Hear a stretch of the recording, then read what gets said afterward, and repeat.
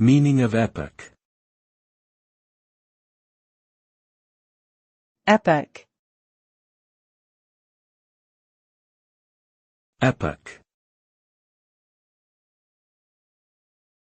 Epoch. Epoch. In the context of computing and machine learning, an epoch refers to a complete pass through a dataset during training. This means that the entire dataset has been used to update the parameters of the model once.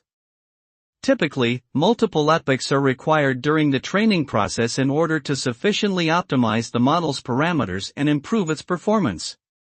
One epoch involves performing forward and backward propagation on each batch of data in the dataset. The number of epochs required varies depending on the nature of the problem being solved, the size of the dataset, and the complexity of the model.